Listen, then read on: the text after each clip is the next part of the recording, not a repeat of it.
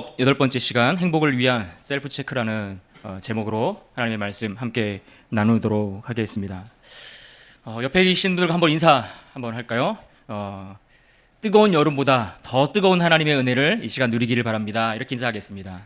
뜨거운 여름보다 더 뜨거운 하나님의 은혜를 이 시간 누리시기를 바랍니다. 아멘. 어떻게 무더운 여름을 여러분 잘 보내고 계십니까? 이 무더운 열대야 이 뜨거운 이 열기가 열흘은 더 된다고 하는데 벌써부터 막막합니다. 그렇지 않아도 온통 뜨겁고 굉장히 더운 그런 시간들을 우리가 보내고 있는데요. 또 파리에서 들려오는 그 소식들이 이 지구촌 전체를 더 뜨겁게 달구는 것 아닐까라는 생각을 해봅니다. 요즘 한국 선수들이 좋은 성적을 내고 또 좋은 소식들 많이 들려주고 있는데 보고는 계신가요? 네, 관심은 있으시죠? 네, 좋은 소식들이 참 많이 들려지고 있습니다. 양궁, 펜싱, 배드민턴, 또 유도, 또 뭐 있을까요? 예, 다양한 종목들에서 참 기쁜 소식들을 전해주고 있는 듯합니다. 단체뿐만 아니라 선수 개인적으로 보더라도 또 이렇게 주목받는 선수들이 있지 않습니까? 탁구에서는 어렸을 때부터 신동이라고 불려졌던 신유빈 선수가 많이 성장해서 또 이렇게 자라가고 있는 좋은 모습들을 우리가 보면서 많은 또 국민들이 박수를 쳐주곤 했던 것을 봅니다. 그런가 하면 세계 랭킹 1위 자리를 차지하고 있는 이 배드민턴의 안세용 선수 보셨습니까? 플레이가 거의 환상적입니다. 어떻게 저렇게 날렵하게 저렇게 빠르게 저런 경기를 할 수 있을까 싶을 정도로 감탄을 하지 않을 수 없을 정도입니다.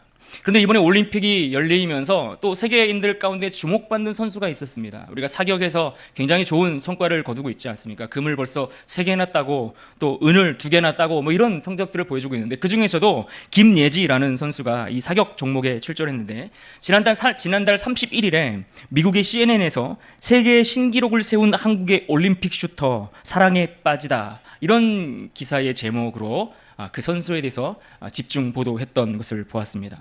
10m 공기권총 결선에서 은메달을 땄는데 사실 이 선수가 지난 5월에 국제 사격 연맹 월드컵에서 열린 경기에서 총 쏘는 장면이 이 온라인상의 영상으로 사람들에게 퍼지면서 주목을 받고 사람들이 많은 호응을 얻고 있습니다.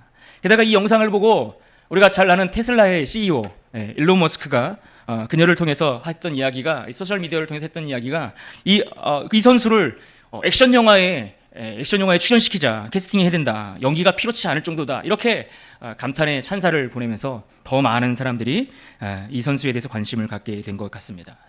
하지만 아쉽게도 그 다음 경기에 은메달을 따고 그 다음 경기가 이제 자신의 주 종목인데 권총 25m 경기에 출전을 해서 여기서 이 표적을 쏘아야 되는 시간이 3초랍니다. 3초 안에 표적을 쏘아야 되는데 2번인가를 이 3초를 넘기는 바람에 0점 처리되면서 안타깝게도 예선에서 탈락하는 아쉬운 결과 경기로 마무리를 하게 되었습니다. 하지만 여느 선수들이 또 실수하고 넘어지고 또 실패했을 때 했던 이야기들과 마찬가지로 이 김예지 선수도 실망하거나 포기하는 그런 말들보다는 새로운 기대와 포부를 가지고 이런 이야기를 했던 것을 봅니다. 로스앤젤레스에서 열리는 다음 올림픽에 대한 준비를 지금부터 시작하겠다. 슬프지만 더 열심히 노력해서 4년 뒤에는 더 좋은 결과를 목표로 삼겠다 이렇게 자신의 포부와 기대를 밝힌 바 있습니다. 이처럼 많은 선수들이 운동을 하다가 경기에서 실패하고 넘어지고 부진한 성적을 보였어도 하나같이 이와 같이 기대찬 당찬 포부를 밝히곤 하지요. 실제로 지난 대회 때 부진한 성적을 가졌던 선수들 가운데 이번 대회에 올라와서 좋은 성적을 보여주는 선수들이 있습니다. 실수했던 부진했던 성적들을 만회해서 더 좋은 모습으로 세계인들을 놀라게 하는 이들이 분명히 있습니다. 근데 이런 선수들의 공통점을 들여다보면 어떤 점들이 있을까요? 그것은 하나같이 자신들이 지난 경기에서 실수했던 자신의 약점을 발견했다라는 겁니다. 내 약점을 발견하고 내 약한 부분이 무엇인지, 내가 실수한 부분이 무엇인지 점검하고 확인하고 체크하고 보완해서 그것들을 새롭게 강점으로 만들어가는 일에 집중했다라는 것이 다시 일어선 선수들, 그래서 세계인들을 놀라게 하는 선수들의 특징들 아니겠습니까? 이런 올림픽의 선수들이 애쓰는 그런 모습들을 보면 참 우리가 하나님 앞에 신앙생활을 하는 성도들의 이 신앙생활의 모습과 유사한 부분들이 분명 있어 보입니다. 우리가 요즘 행복에 관한 말씀을 계속해서 나누고 있지 않습니까? 이 행복에 관한 말씀을 나누고 있는데요, 우리가 누릴 수 있는 진짜 행복은 우리가 가진 소유에서 생기는 것이 아닙니다. 내가 무엇을 얻었다고, 어떤 자리에 오른다고, 내 어떤 목표를 달성한다고 해서 거기서 행복을 얻게 되는 것이 아니라 하나님과의 관계, 우리를 위해서 십자가에서 자신의 모든 것을 내어주신 예수 그리스도와의 바르고 깊은 관계가 온전히 세워지고 누려질 때에 그 안에서 진짜 행복한 존재로 살아갈 수 있다라는 이 한 가지 사실, 여러분 이것을 우리가 꼭 잊지 않기를 부탁드립니다. 성경에서도 보면 하나님은 우리에게 대하여 우리가 진짜 행복한 인생으로 살아가기를 원한다라는 마음을 종종 자주 표현하고 있는 것을 우리가 볼 수 있습니다. 그 중에 대표적인 말씀이 신명기 10장 13절의 말씀인데요, 같이 우리 한번 읽어볼까요? 시작. 내가 오늘 내 행복을 위하여 내게 명하는 여호와의 명령과 규례를 지킬 것이 아니냐. 그러니까 하나님이 우리에게 말씀을 주시고 하나님이 우리에게 명령하시고 이 명령을, 이 말씀을 따라 지켜 행하라 라고 주시는 모든 규례의 말씀들이 누구를 위한 거라고요? 우리를 위한 건데, 특별히 우리의 행복을 위해서 주셨다, 이렇게 성경은 분명히 말씀하고 있다는 겁니다. 그러니까 하나님은 우리가 행복하게 살아가기를 원하시는 거예요. 우리가 이 땅을 살면서 하나님 나라의 그 행복을 누리며 행복한 존재로 살아가기를 기대하시고 바라시고 그것을 원하시는 것, 이것이 하나님 아버지의 마음인 겁니다. 그런데 오늘 우리가 말씀을 보면 주님이 다시 오시겠다고 말씀하신 그날, 주님이 다시 재림하실 그날이 가까이 오고 이 세상의 마지막 때가 다가오면 다가올수록 우리를 넘어뜨리고 우리를 그 행복의 자리에서 끌어내리려고 하는 그런 일들이 많이 있을 것이다 라는 말씀을 우리에게 하고 있는 것을 볼 수가 있습니다. 그래서 우리가 같이 읽었던 본문의 말씀해 보시면 그날이 덫과 같이 너희에게 임하리니 이렇게 표현했습니다. 그러니까 그날에 자칫 우리가 잘못하면 덫에 걸려 넘어지는 일들이 있을 것이다, 이렇게 말씀하고 계시는 겁니다.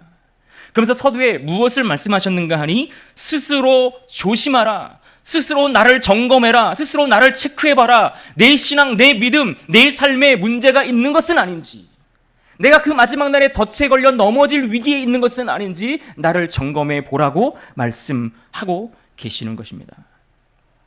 마치 선수들이 경기를 마치고 그 다음 대회를 위해 자신의 역할이 무엇인지 그 약점을 보완하고 그것들을 확인하고 대비하고 준비하는 것처럼 스스로를 점검할 것에 대해서 말씀하고 있다는 이야기입니다.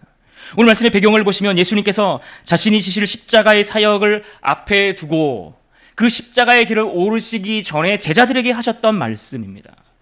게다가 우리가 읽은 21장, 누가복음 21장 전체의 내용들을 우리가 생각해 볼 때에 이것은 주님이 다시 오실 그 마지막 날에 나타날 징조, 그 마지막 때가 되었을 때에 보여질 특징들, 그것들이 무엇인지를 교훈하시면서 특별히 우리가 주의해야 할 것들이 이러한 것들이다, 이러한 것들로부터 넘어지지 않도록 주의해라 라고 우리에게 특별히 당부하신 말씀이 오늘 본문의 말씀입니다. 그럼 무엇을 당부하셨습니까? 세상이 우리의 행복을 빼앗아 가지 않도록 우리가 주의하고 경계해야 할 것, 그것이 무엇입니까? 우리가 좀 더 구체적으로 그 내용들, 주의해야 될 내용들을 살펴보면 34절의 말씀에 이렇게 말씀하고 있습니다. 34절 말씀을 보여주십시오. 같이 한번 읽겠습니다. 시작. 너희는 스스로 조심하라. 그렇지 않으면 방탕함과 술 취함과 생활의 염려로 마음이 둔하여지고 뜻밖의 그날이 덫과 같이 너희에게 임하리라. 방탕함과 술 취함, 그리고 생활의 염려, 이런 것들에 대해서 스스로 자신을 돌아보고 점검하고 그러한 일들이 우리에게 필요하다라고 말씀하고 계시는 겁니다. 그렇지 않으면 너희의 마지막이 덫이 되어 너희를 넘어뜨리게 될 것이다. 그러니 이것을 주의해라, 이렇게 말씀하고 있다는 겁니다. 그런데 성경 34절의 말씀처럼 스스로 조심하여라고 했고, 또 36절에 보면 항상 기도하여 깨어있으라 라고 그렇게 신신당부하셨음에도 불구하고 오늘 본문에서 이어지는 말씀의 내용들을 들여다보면 예수님께서 제자들에게 그들에게 당부하셨던 이 말씀처럼 자신을 점검하지 못해서, 자신의 삶을 제대로 체크하지 못해서 넘어지고 실패하고 무너진 한 사람의 이야기가 소개됩니다. 오늘 본문 21장이 마무리되고 누가복음 22장으로 넘어가면 그 인물이 나오는데 22장에 누가 처음에 등장합니까? 가룟 유다가 등장합니다. 우리가 잘 아는 가룟 유다, 그는 무엇을 행했습니까? 예수님을 배신하여 팔았던 가룟 유다의 이야기가 나옵니다. 왜 그 이야기가 이어서 소개될까요? 그는 예수님이 당부하셨던 방탕함과 술 취함과 생활의 염려 가운데 빠지는 것으로부터 주의하라 말씀하셨는데 그 일에 그가 실패하고 넘어졌다는 것입니다. 자신을 제대로 돌아보지 못하고 체크하지 못해서 그가 누릴 수 있는 그 행복의 자리에서 그 행복을 빼앗기는 그런 일을 당하고 많았다는 것을 소개해 주는 것 아니겠습니까? 22장 3절 말씀을 함께 보겠습니다. 22장 3절입니다. 함께 읽습니다. 시작. 12 중에 하나인 가룟이라 부르는 사탄이 들어가니. 그러니까 스스로 자신의 삶을 점검하고 주의를 기울여야 했는데 그는 그러지 못했다는 겁니다. 방탕함과 술 취함과 생활의 염려로 그의 마음이 둔하여졌다. 그래서 경계하지 못했다. 그래서 사탄의 시험에 넘어지고 말았다라고 말씀해 주고 있습니다. 그러고는 어떤 일을 행하게 되었을까요? 우리 본문 이어지는 22장 4절로 6절 말씀도 같이 한번 보겠습니다. 4절로 6절입니다. 함께 읽습니다. 시작. 이에 유다가 대제사장들과 성전 경비대장들에게 가서 예수를 넘겨줄 방도를 의논하매 그들이 기뻐하고 돈을 주기로 언약하는지라. 유다가 허락하고 예수를 무리가 없을 때에 넘겨줄 기회를 찾더라. 아멘. 사랑하는 여러분, 성경은 하나님께서 말씀하셨던 것처럼 우리가 행복하기를 원하지만 세상은 우리의 행복을 언제든 빼앗을 그 기회만을 찾고 노리고 있다는 것을 여러분 주목하셔야 합니다. 하나님은 우리가 행복하기를 원하지만 세상은 우리의 행복을 원하지 않습니다. 하나님은 우리가 이 땅에서 행복한 존재로 살아가기를 원하지만 그 행복한 자리에서 어찌됐든 우리를 끌어내리려고 호시탐탐 그 기회를 엿보고 있는 것입니다. 그래서 우리의 삶을 돌아보거나 또 우리의 삶을 점검하거나 이러한 일들을 우리가 철저히 하지 않으면 이 사탄의 유혹에 넘어질 수 있다는 것입니다. 하나님과의 깊은 관계 속에서 누릴 수 있는 그 행복을 누리지 못하도록 마치 우는 사자가 우리를 기회를 노리며 우리를 끌어내리려 하고 있다라는 이야기죠. 우리는 이것을 대비해야 합니다. 그렇지 않으면 오늘 말씀처럼 그날이 덫과 같이 우리에게 임하여 우리의 발목을 잡게 될 것이기 때문입니다. 그렇다면 이 시간 말씀을 통해 오늘 말씀처럼 우리의 삶을 점검해 보기를 원합니다. 우리 삶의 행복이 안전하게 잘 지켜지고 있는지, 하나님이 주신 그 자리에서 그 행복한 존재로 살아갈 준비가 잘 되어져 있는지 말씀을 통해 살펴보고 점검해 보기를 원합니다. 무엇을 먼저 점검해야 하겠습니까? 그 첫 번째는 방탕함을 주의하라, 이렇게 말씀하고 있습니다. 방탕함, 이 방탕이라는 단어가 성경 여러 곳곳에 등장하는 것을 볼 수가 있는데요, 구약 성경이나 신약 성경이나 성경 전체에 골고루 이 단어가 등장하게 됩니다. 그런데 이 방탕하지 말라라는 이 메시지를 전하면서 이것이 구체적인 사람에게 적용되어서 방탕하다라고 지적하고 있는 경우가 그리 많지는 않습니다. 마태복음 23장 25절에 보시면 서기관과 바리새인들을 가리켜서 뭐라고 얘기했는가 하니 그 안에는 탐욕과 방탕으로 가득하게 하는도다라고 지적했습니다. 그러니까 당시에 예수님 시대의 종교 지도자들이라고 하는 서기관들과 바리새인들, 그들을 향하여 그들 안에 탐욕과 방탕함이 가득했다, 이렇게 말씀하고 있다는 이야기입니다. 그런데 이보다 더 구체적으로 어떤 한 인물을 가리켜서 그의 삶이 방탕하여 그의 삶이 완전히 무너질 위기에 처해 있다라고 지목한 사람이 있는데 그가 누구인가 하니 바로 아버지의 재산을 다 가지고 나아가서 탕진하고 돌아왔던 소위 우리에게 익숙한 탕자, 돌아온 탕자, 이렇게 우리가 잘 알고 있죠. 그의 이름이 실제로 탕자인지는 모르겠습니다. 그러나 분명 성경은 뭐라고 부릅니까? 그를 탕자라고 그렇게 지칭할 정도입니다. 누가복음 15장 13절을 같이 한번 읽어보겠습니다. 시작. 그 후 며칠이 안 되어 둘째 아들이 재물을 다 모아가지고 먼 나라에 가 거기서 허랑방탕하여 그 재산을 낭비하더니, 여기 보시면 그가 아버지의 재물을 가지고 나가서 낭비하며 살았던 그 모습을 허랑방탕하여 라고 표현하고 있는 것을 보게 됩니다. 그의 모습이 아버지의 재산을 다 그렇게 허비하고 온 모습을 허랑방탕하다라고 지적했다라는 겁니다. 여기서 허랑방탕하다라는 이 말의 원어의 의미를 들여다보면 이 안에는 구원에 합당하지 않은 삶이라는 그 내용이 담겨져 있는 표현의 단어입니다. 그러니까 그가 방탕하게 살았다라는 이 문장 자체가 가리키고 있는 의미는 그가 하나님과 상관없는, 하나님의 구원과 관련 없는, 하나님과 전혀 무관한 일에 자신의 삶의 모든 것들을 허비하고 낭비하고 다 소비해버렸다라고 이야기하고 있는 것입니다. 구원에 합당하지 않은 일로 자신의 삶을 다 낭비해버린 모습, 하나님과 무관한 일로 자신의 재산을 다 허비해버린 모습, 이것을 가리켜서 오늘 성경은 그가 허랑방탕하다라고 말씀하고 있다는 겁니다. 그러니까 이런 사람들은 하나님 안에서 행복을 찾으려 하지 않는 사람들입니다.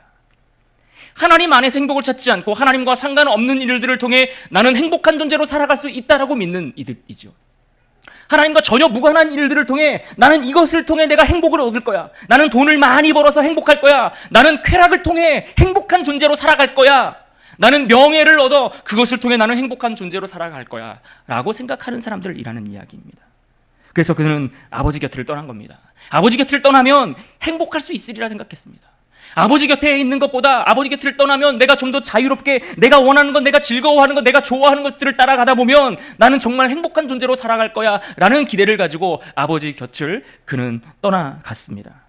자유가 있고 그러면 즐거움이 있고 그러면 행복함을 누릴 수 있을 거라 생각했기 때문이죠. 이 누가복음 15장에 나오는 이 둘째 아들을 보면 그렇게 아버지를 떠나면 행복할 것이라 생각했는데 어떻습니까? 아버지를 떠났더니 그가 행복을 누렸습니까? 정말 그가 아버지 곁을 떠나서 자기가 원하는 것, 하고 싶은 것 다 하고 살았더니 그가 행복함을 그가 맛보고 누렸습니까? 아니요. 행복을 얻은 것이 아니라 오히려 구원과 상관없는 일들에 자신의 인생의 모든 것을 다 허비하고 소비하고 말았습니다.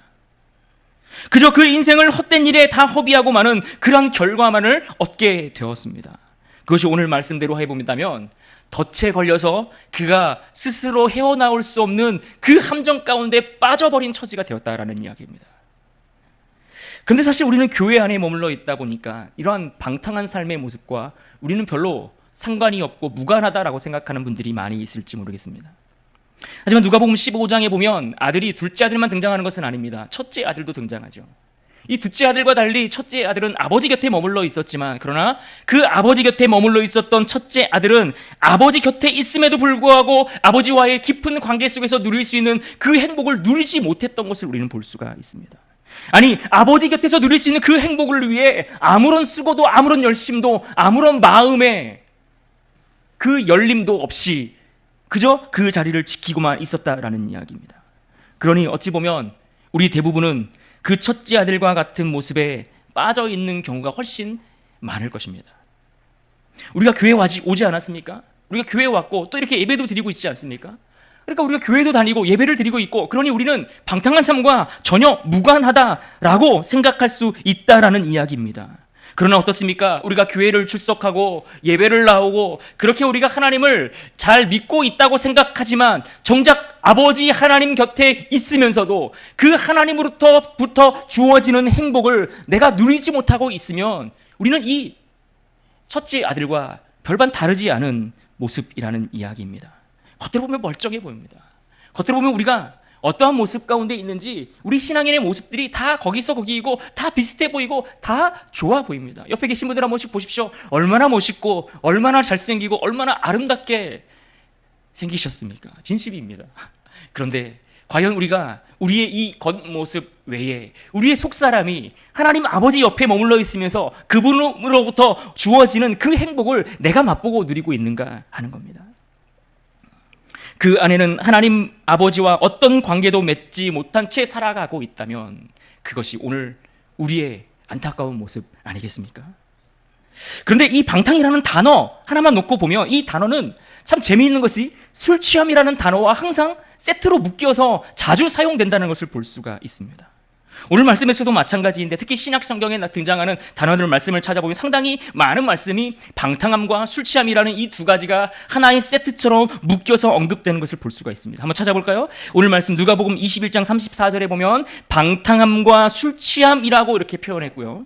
또 로마서 13장 13절에 보시면 낮에와 같이 단정히 행하고 방탕하거나 술 취하지 말라라고 말씀했습니다.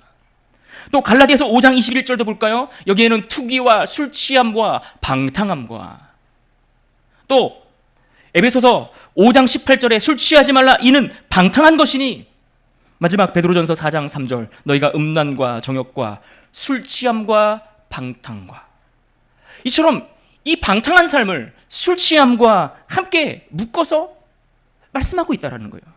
그래서 왜 그럴까라고 생각해 보고 찾아보니 이 방탕이라고 번역된 이 단어가 머리가 이리저리 흔들리다라는 의미를 가지고 있다는 겁니다. 머리가 이리저리 흔들리다라는 뜻을 가지고 있는 라틴어 크라풀라라는 단어로 번역을 했습니다. 이 크라풀라라는 이 라틴어가 가지고 있는 원래의 뜻은 무엇이냐면 포도주를 지나치게 마심으로써 일어나는 현기증과 두통, 그런 기분 느껴보신 분들 계신지 모르겠습니다. 그런 상태를 가리키는 단어를 방탕이라는 단어로 표현했다는 겁니다. 마찬가지로 술 취함이라는 것은 무엇입니까? 술에 가득하여 만취된 상태를 말하는 것이죠. 그래서 언제나 성경은 이 방탕함과 술 취함을 함께 묶어서 대조적으로 성령 충만함에 대한 대조적인 표현들로 사용하고 있다는 거예요. 성령 충만하지 못하여 세상에 빠져 있는 상태, 성령 충만하지 못하여 세상의 쾌락과 세상의 즐거움과 세상 가운데 내 마음을 빼앗겨버린 상태를 표현할 때 사용하는 그러한 단어로 말씀 속에서 표현되고 사용되고 있다는 것을 우리가 볼 필요가 있습니다. 여러분, 사람들이 왜 술을 마실까요? 아마 그 기분 때문 아닐까요? 그 술이 들어갈 때 내 안에 느껴지는 그 좋은 기분들, 그런 기분의 상태, 그런 기분에 빠져서 그것을 통해 나는 행복감을 잠시 누릴 수 있다라고 생각하는 것 아니겠습니까? 하나님 없이 술에 취해 행복할 수 있다 여기는 그런 마음들이 많은 사람들 마음 가운데 있다라는 이야기입니다. 그런데 실제로 술에 그렇게 깊이 빠져 있다가 술이 깨고 나면 어떤 증상들이 나타납니까? 머리가 아픕니다. 경험담을 얘기하는 것은 아닙니다. 머리가 깨질 것처럼 아프고 두통이 있다고들 합니다. 그렇게 잠시 내 신경을 자극하고 또 마비시켜서 인위적인 행복감을 느끼려고 하지만, 우리가 전에 이 행복 시리즈 설교를 하면서 행복이라는 감정이 행복을 이야기하는 것은 아니라고 말씀드리지 않았습니까? 그러니까 때로는 우리가 인위적으로 행복을 느끼려고 이렇게 저렇게 애를 쓰며 살아가지만 사실 그것이 우리에게 진짜 행복을 주지 못한다는 겁니다. 그런데 우리는 계속해서 인위적으로 그 행복을 만들어내려고 애를 쓰며 살아간다는 것이죠. 또 통계를 보면 어떻습니까? 술 중독에 빠져, 술에 빠져 살아가는 많은 사람들의 밑에서 자란 자녀들이 동일하게 술 중독에 빠진다라는 통계가 있습니다. 그뿐이겠습니까? 이 사회에서 벌어지는 많은 안타까운 일들이 사실 술 때문에 일어난 일들이 많이 있습니다. 그런데 이 사회를 보지 않더라도 우리 가정들만 들여다보면 가정 안에서도 이 술 때문에 얼마나 많은 상처들이, 아픔들이, 고통들이, 괴로움들이 계속해서 답습되고 반복되고 지속되고 있는가 말입니다. 여러분, 생각보다 많은 사람들이 술 때문에 그 자녀들이 상처받는 건 알고 계십니까? 많은 자녀들이 술 마시는 부모들 때문에 상처가 있다고 이야기합니다. 그런데 더 재밌는 것은 그렇게 이야기하는 자녀들이 자라서 또 술로 인해서 그 자녀들을 또 어렵게 하는 일들이 반복된다는 거예요. 참 아이러니하지 않습니까? 우리는 분명 행복을 위해서 마시는데 오히려 행복을 가져다 주는 것이 아니라 고통이 가중되고 그 고통으로 인한 괴로움들이 오히려 대를 이어가고 있더라는 거예요. 그런데 우리는 그것을 너무나 쉽게 가볍게 생각하죠. 그런데 우리가 취해서 살아가는 것이 어디 술뿐이겠습니까? 우리가 이 땅을 살아가면서 우리를 취하게 만드는 것들이 얼마나 많습니까? 오늘날 이 시대를 가만히 돌아보면 우리를 취하게 많은 것들이 얼마나 많은지 모릅니다. 앞에서 올림픽을 말씀드렸는데 요즘은 인터넷이 발달되다 보니까 과거와는 비교할 수 없을 정도로 전 세계의 모든 스포츠 경기를 다 볼 수 있습니다. 심지어 전 세계의 어떤 연예인들, 내가 좋아할 만한, 내가 환호할 만한 그런 연예인들의 개인사 하나하나까지 다 들여다볼 수 있을 정도로 모든 정보가 다 오픈되어 있고 쉽게 접속할 수가 있습니다. 그렇다 보니 많은 사람들이 그러한 일들에 열광하며 밤낮 없이 취해 살아가죠. 또 어떻습니까? 드라마 좋아하시죠? 드라마. 요즘 드라마는 왜 이렇게 재미있을까요? 잘 만들어요. K-드라마. 정말 세계가 열광하지 않습니까? 눈물의 여왕 보셨습니까? 와, 깜짝 놀랐습니다. 왜 이렇게 잘생기고 예쁜 그 주인공들이 나오는지, 마치 나의 이야기하고 너무 먼 이야기인데 꼭 내 이야기처럼 막 우리가 빠져들죠. 막. 그래서 한 1편을 우리가 플레이하면 마지막 편까지 막 멈출 수가 없는 겁니다. 그래서 밤새 드라마를 보다 보면 우리가 하루 한 장을 볼 수 있는 말씀의 시간도 갖지 못하는 거고, 그러다 보면 새벽에 나올 생각도 하지 못하는 겁니다. 오늘날 마니아라는 말들을 많이 사용하죠. 내가 어떤 일들에 이것에 깊이 빠져 있어서 나는 이것을 좋아하는 마니아다, 이렇게 많이 표현을 하는데, 그것이 운동이 됐던 무엇을 수집하는 것이든 음식이든 여행이든 뭐 어떤 일들이든 간에 그 분야에 나는 마니아야, 뭐 이런 표현들을 자주 사용합니다. 그런데 그 말 표현이 굉장히 멋있는 표현이긴 하지만 실제로 그 말에 어원을 따라 올라가다 보면 이것은 자칫 성도들에게 있어서 우상 숭배에 관련된 그런 하나의 특징을 나타내는 모습이 마니아라는 성격의 단어로 표현되고 있다는 것을 우리가 조금 알고 우리가 접근할 필요가 있다는 이야기입니다. 젊어서는 연인에게 취하여 살고, 결혼해서는 자녀에게 취하여 살고, 나이 들어서는 손주에게 취하여 산다라는 그런 이야기가 있습니다. 어떤 기사에 보니까 불륜도 과학입니다. 이런 기사가 제목이 있더라고요. 그래서 불륜이 무슨 과학이야 이런. 그래서 들어가서 기사를 보니까 기사의 내용은 뭐 이러한 특징들을 잘 이해해야 불륜에 빠지지 않고 건강한 가정을 이룰 수 있다 뭐 이런 내용인데 제목 자체를 그렇게 썼어요. 그래서 보면서 야 얼마나 이런 일들이 비일비재하면 이런 기사까지 나올까라는 생각을 하게 되었습니다. 사랑하는 여러분, 우리가 살아가는 세상은 우리를 취하게 만드는 세상입니다. 하나님 없이 그것들에 빠져 살아가면, 그것들에 취하여 살아가면 그것이 나를 행복하게 만들 것이라 나를 속삭이고 나의 마음을 흔들고 있습니다.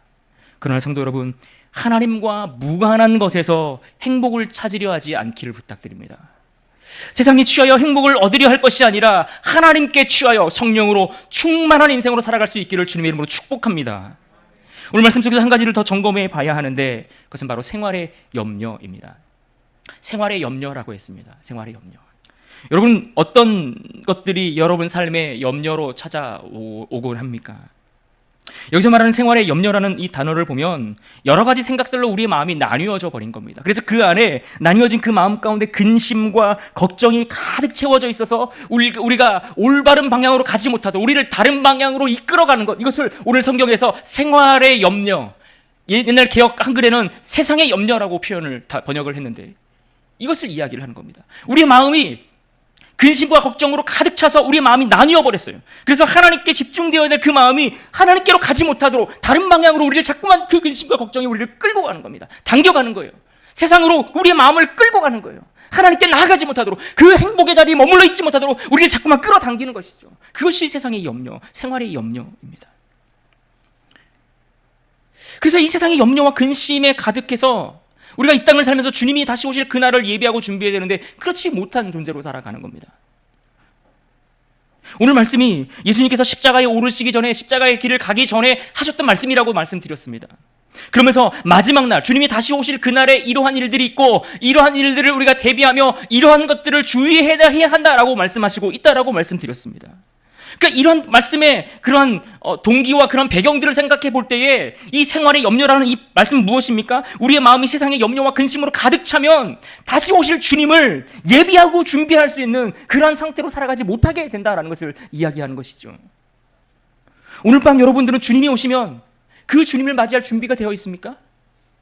여러분의 삶은 지금 당장 주님이 오시면 주님 지금 오시면 안 되는데, 우리 태용재 지금 휴가 나왔다 들어갔는데 주님 오신다고 하면 굉장히 놀랄 것 같은데, 여러분 주님이 당장 오늘 밤에 오신다면 그 주님을 우리가 맞이할 준비가 우리에게 되어 있습니까? 이 땅에서 염려로 마음이 나뉘어지고 그래서 주님을 따르지 못하고 그래서 우리의 삶이 전혀 엉뚱한 길로 우리의 삶의 방향이 끌어당겨짐으로 우리가 끌려가고 있는 것은 아닙니까? 그러니까 오늘 말씀 속에서 우리에게 스스로 점검하고 주의하라고 말씀하신 그 내용들을 보면 하나님의 구원과 상관없는, 하나님과 관련 없는 그 일들에 취하여 살아가면서 우리의 마음이 나뉘어 있는 것을 주의하라는 겁니다. 그래서 주님을 따라갈 수 없을 정도로 그 몸이 어떻게 됐다고요? 둔해졌다고, 살이 쪘다고요. 비둔해졌다는 이야기입니다. 오늘 말씀 다시 보십시오. 34절에 이렇게 말씀합니다. 방탕함과 술 취함과 생활의 염려로 마음이 어떻게 됐다고요? 둔하여지고.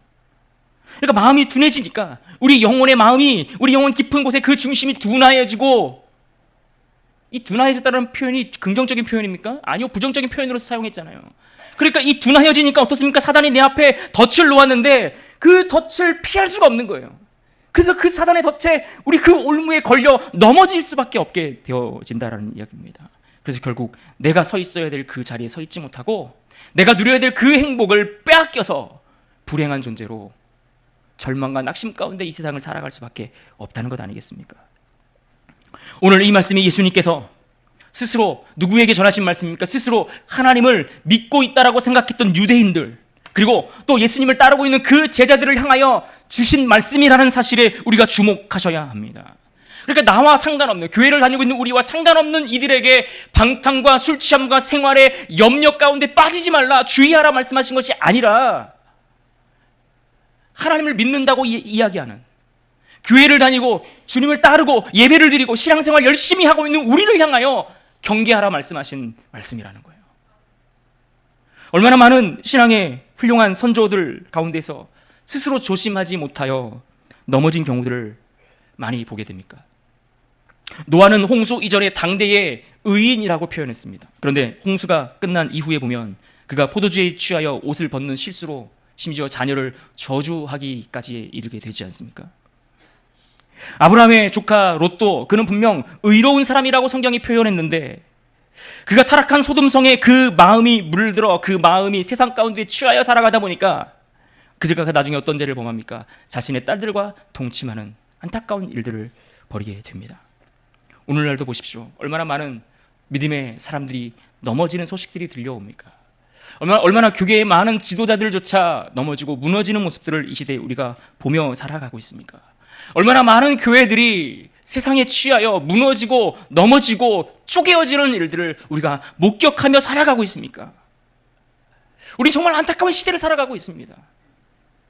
거기에 행복이 있는 줄 알고 달려갔는데 이런저런 세상 일에 그래서 취해 살아갔는데 그래서 행복합니까?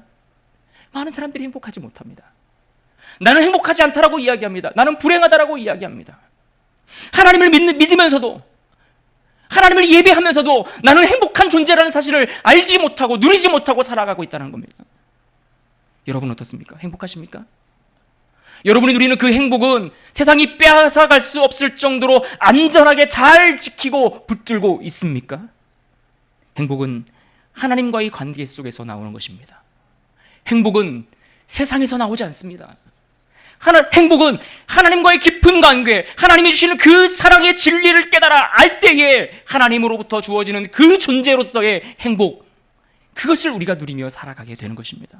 예수님을 바로 알고 그분과의 깊은 교제 속에서 얻을 수 있고 누릴 수 있는 것이 행복임을 여러분 기억하시기를 바랍니다. 그러므로 이 악한 세대를 본받지 마십시오. 하나님과 무관한 일에서 행복을 찾지 마시기를 부탁드립니다. 오늘 말씀처럼 우리의 삶을 점검해 봅시다. 오늘 말씀처럼 스스로 우리의 삶을 잘 체크해 보시기를 부탁드립니다. 하나님과 무관한 일에 묶여서 방탕함과 술 취함에 빠져 우리의 마음이 나뉘는 그러한 염려로 비틀거리며 엉뚱한 길로 끌려가는 그런 인생으로 사지 마시고 스스로 조심하여 하나님이 주신 그 참된 행복을 세상에 빼앗기지 않고 주님 안에서 오늘도 행복한 존재로 살아갈 수 있는 은혜가 있기를 주님의 이름으로 축복합니다.